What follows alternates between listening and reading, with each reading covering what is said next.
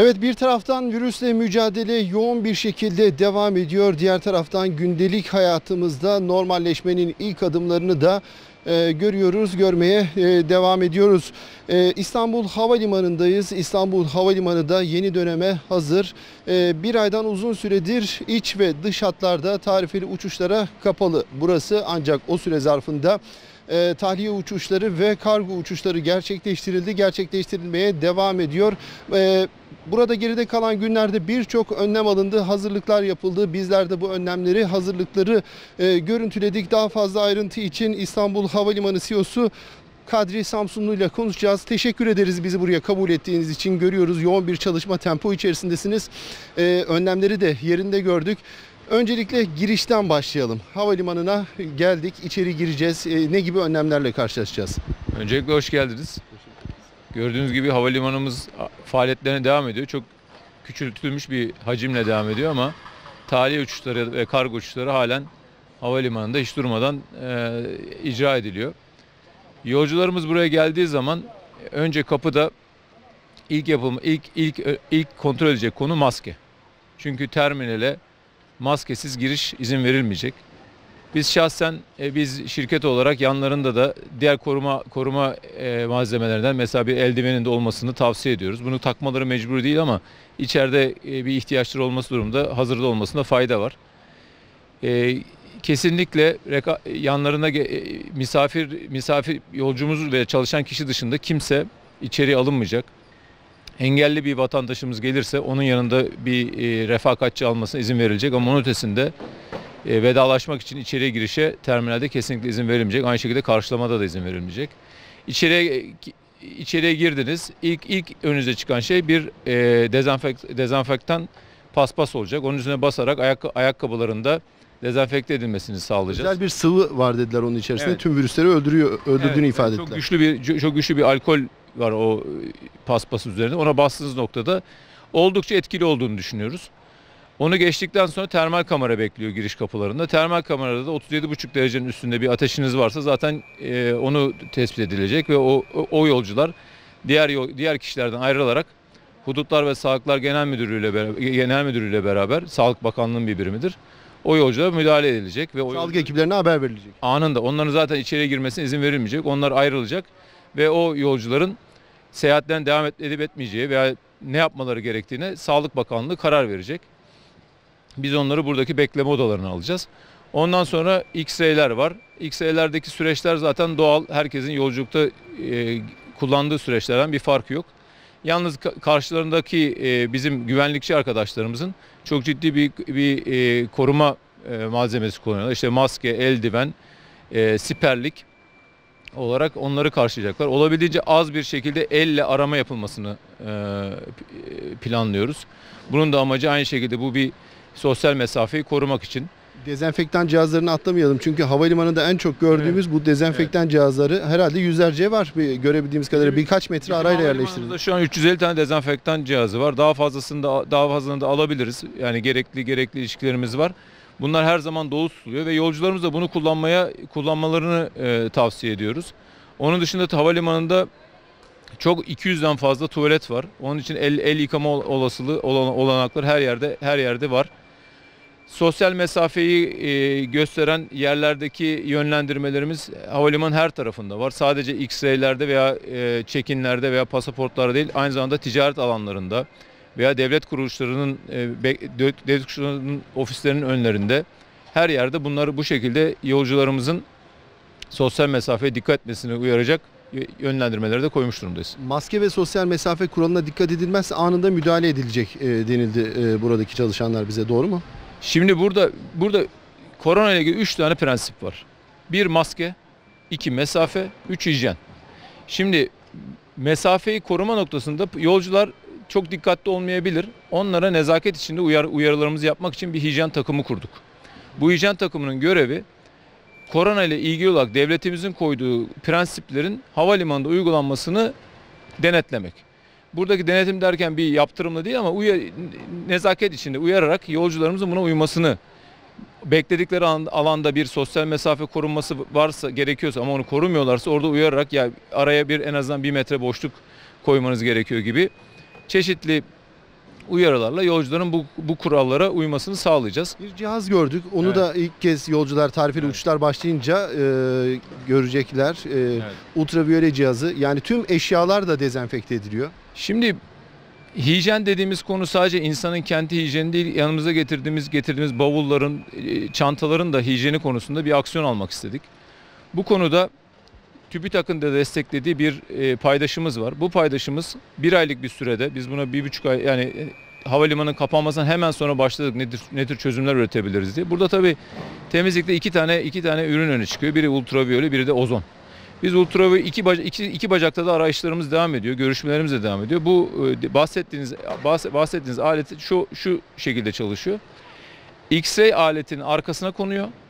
Bavul X-ray'den geçtikten sonra bu ultraviyole bagaj temizleme aletinin içinden geçiyor ve en önemlisi bu alet her açıdan bagajı temizliyor. Şimdi bu kriz çıkınca herkes bir ultraviyole ürünüyle geldi. Bize de bir sürü ürün geliyor ama burada önemli olan bu ürünün koronayı öldürdüğünü test edilmesi. Bizim paydaş olan şirketimiz bunu test etmiş durumda. Kayseri Erciyes Üniversitesi ile beraber çalışıyorlar. Ve bu ürünü şu an biz bir mock-up'ını getirdik, size de gösterdik. Büyük ihtimalle siz de yayınlayacaksınızdır. Eğer Sağlık Bakanlığımız bu aletin kullanılmasına izin verirse, çünkü bu izne tabi bir durum, biz bunları havalimanımızda her yere koyacağız. X-ray'den arkalarına koyacağız. Peki içeride yolcuların yine sosyal mesafeye dikkat etmesi için yerde bantları gördük. Evet. Koltuklarda bantları gördük. Evet. Koltuklar, bir koltuk boş bırakılacak şekilde oturulması gerekiyor. Aynı şekilde bu restoran bölümleri için de bir hazırlığınız var. Vatandaşların, buraya gelen yolcuların yoğun olduğu bölümlerle ilgili nedir oradaki hazırlık? Şimdi bizim havalimanımız biliyorsunuz açıldıktan sonra büyüklüğüyle ilgili olarak da biraz da eleştiri aldı. Ama bugün bu büyüklüğümüz bizim bu koronanın getirdiği şartlar içindeki en büyük avantajımız. Biz bu havalimanının içinde işte 13 tane check-in adası, 200'den fazla pasaport X-ray ekipmanıyla ve yiyecek içecek alanlarındaki bir sürü geniş masa ve sandalye imkanıyla çok net bir şekilde buna uyabilecek durumdayız. Bu da bizim için en önemli bir avantaj. Türkiye'nin de İstanbul'da bir öne çıkardığı bir durum olarak düşünüyorum ben bunu. Biz tabii yiyecek içecek alanlarında masaları normal sosyal mesafe uyumlu şekilde 2 metre mesafede yerleştirdik. Ailelerin birlikte oturmasına imkan verecek düzeneyi de kurmuş durumdayız. Aynı şekilde de mesela check-in'e gelirken normalde S-line yaparsınız. S şeklinde sıralanırsınız. Biz burada bir dolu bir boş sıralama yaptıracağız ve bu şekilde bir dolu bir boş yaparken hem boyuna hem enine sosyal mesafeyi korumuş olacağız.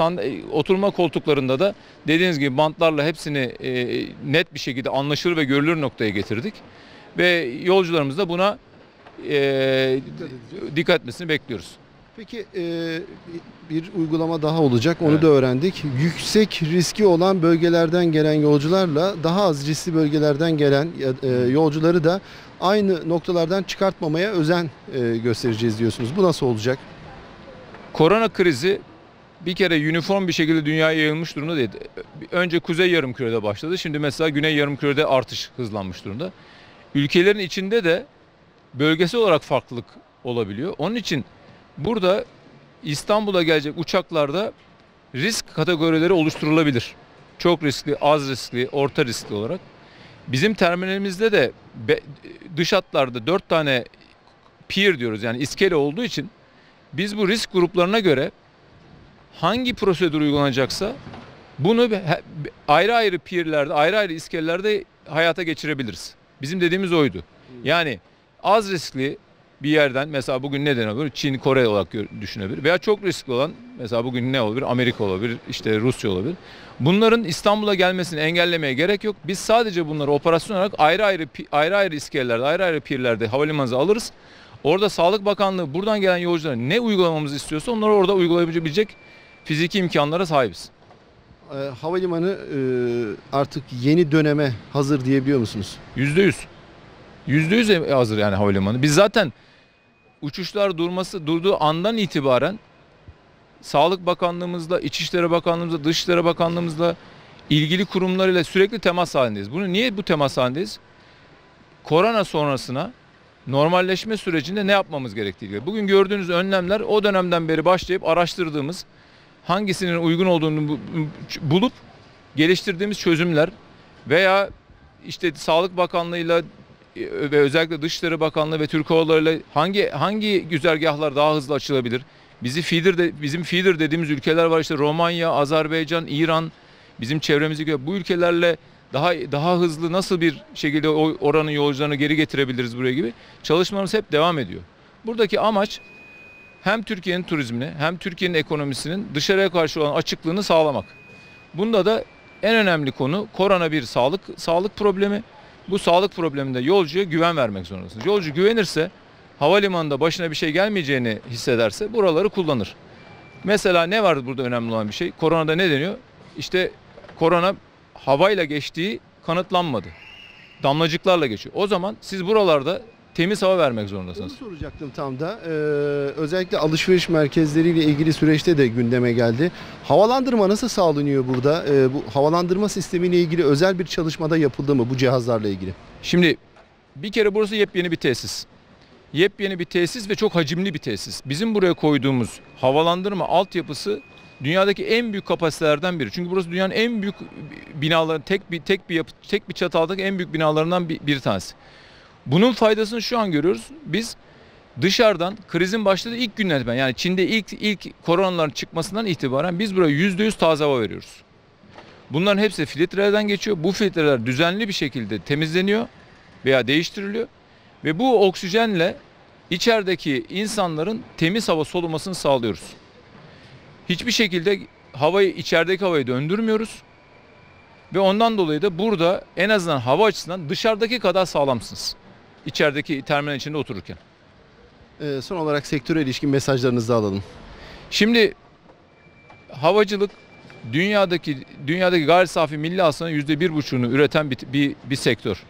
Turizmle beraber baktığınızda çok büyük bir sektör. Ve dünya ekonomisinin ayağa kalkması için öncelikle havacılığın ayağa kalkması lazım. Çünkü iş hayatının yürümesi için, ekonomilerin birbiriyle olan globalleşmesinin ayakta kalabilmesi için havacılığın, hava yollarının kesinlikle sağlıklarına geri kavuşması lazım. Ondan dolayı dünyadaki herkes gibi bütün ülkeler havacılığın ne yapacağını bekliyor. Bizler burada aldığımız önlemlerle, hava yolları kendi işlerinde aldıkları önlemlerle inşallah bu krizin içinden çıkacağız. Bir de şunu soralım. Metro tabii büyük bir beklenti. Evet. Ne zaman hizmete girecek? Çalışmalar ne durumda? Çalışmalar devam ediyor. 2 hafta önce biliyorsunuz bir törende Cumhurbaşkanımız bir tünelin bir başka ağzının açılması törenine başkanlık yaptı. Metro bizim bildiğimiz kadar normal tarihlerinde devam ediyor. İnşallah bu sene sonuna kadar hazır olmuş olacak. Çok teşekkür ediyoruz. Ben teşekkür ederim. Evet, İstanbul Havalimanı'ndayız. İstanbul Havalimanı'nda bir aydan uzun süredir tarifeli uçuşlar gerçekleştirilemiyor. Ancak yayınımızın başında da belirttik. Artık gündelik hayatımızda normalleşmenin de ilk adımlarını görmeye başladık. Havalimanında da hazırlıklar tamamlandı. Bu hazırlıklara ilişkin, önlemlere ilişkin ayrıntıları öğrendik ama bir noktayı da vurgulamamız gerekiyor. Öncelikle iş yolculara düşüyor. Bir sağlık sorunu olan ya da hastalığa, virüse ilişkin bir belirtisi olan, böyle hisseden bir kişi varsa yolcuların buraya kesinlikle gelmemesi gerekiyor. Geldikleri takdirde buradan alınan önlemlerle içeri girmeleri de mümkün olmayacak.